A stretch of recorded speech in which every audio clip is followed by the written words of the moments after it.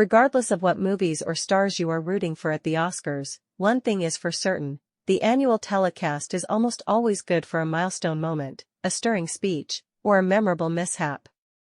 A Hollywood institution since 1929, the Academy Awards were first broadcast by radio the year after, and then made the move to TV in 1953. Almost from the start, the ceremony had its memorable moments, such as in 1934 when presenter Will Rogers inadvertently led Lady for a Day's Frank Capra to think had been named Best Director and even head toward the stage, when in fact, the winner was Cavalcade's Frank Lloyd. Moral of the story: last names matter. Oh, and get this, in 1959 the awards ceremony actually ended ahead of time, leaving host Jerry Lewis with 20 minutes of dead air to fill, with vamping and whatnot.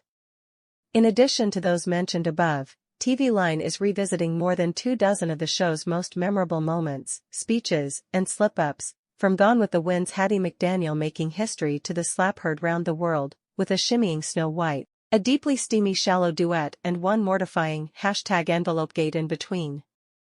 Ending a 20-year exile in Europe, which started when he was labeled a communist by Senator Joseph McCarthy, the 82-year-old silent film vet was permitted to return to the United States to accept an honorary Oscar for his incalculable effect in making motion pictures the art form of the century. What followed was arguably the longest standing ovation, 12 minutes long, in the history of the telecast.